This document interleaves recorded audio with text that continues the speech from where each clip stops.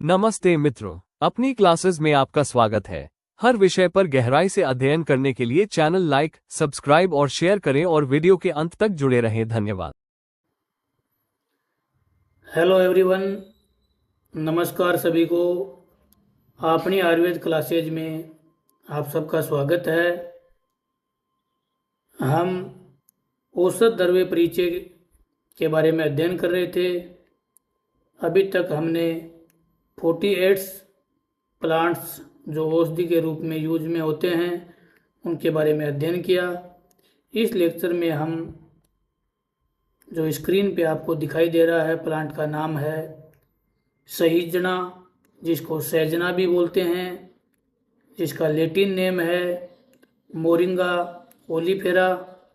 इसके बारे में अध्ययन करेंगे। सहजना जो आम भाषा में हम सभी लोगों ने इसके बारे में जानते हैं, जो एक बड़ा वृक्ष होता है लगभग 20 से 25 फीट हाइट का, और इसके लंबी लंबी जो फलियां लगती हैं जो आपको इमेज में दिखाई दे रही हैं, इनकी सब्जी भी बनाई जाती है जो शरीर के लिए बहुत ही गुणकारी होती है।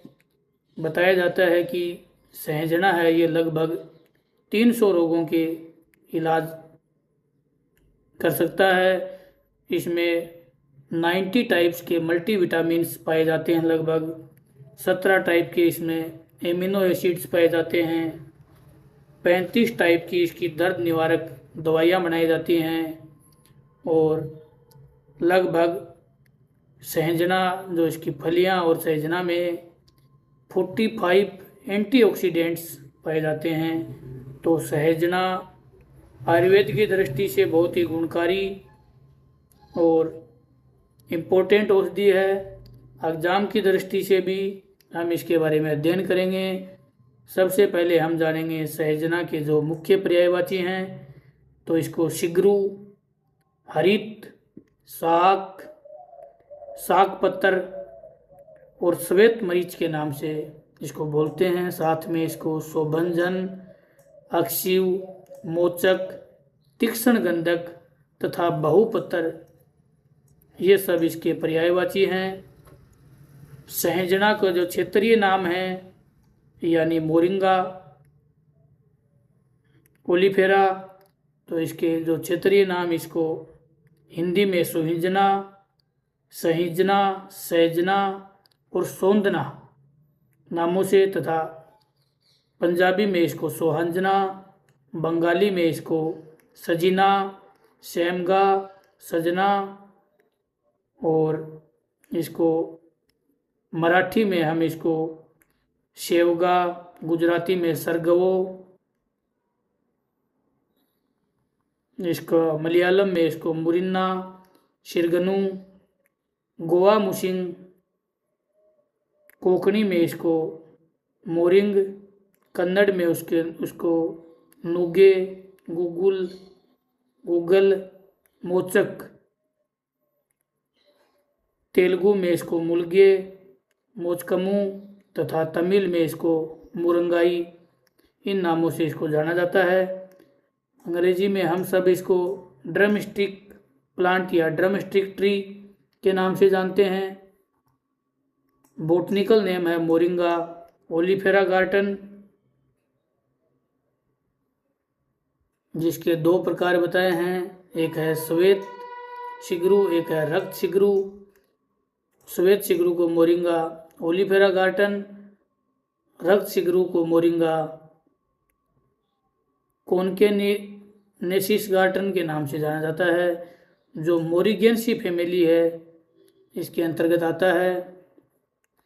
सहजना को आचार्य चरक ने कर्मीघन, स्वेदूपग, शिरोविरेचनोपग महाकषाय के अंतर्गत, तथा आचार्य सुश्रुत ने वरुण आदि शिरोविरेचनोपग, आचार्य वाघभट्ट ने वरुण आदिकवात, भाव प्रकाश निगटू ने गुडुच्यादि वर्ग के अंतर्गत इसका उल्लेख किया है।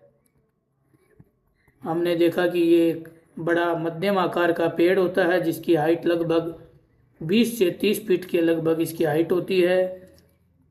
मोरिंगा सहजना के जो फल, पत्ते, फूल, जड़, बीज सभी चीज़ें औषधीय रूप में यूज में ली जाती हैं।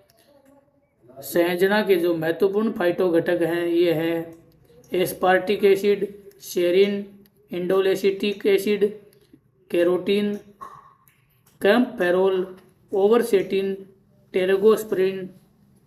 और सहजना के जो प्रयोज्य अंग हमने पहले से बता दिया है।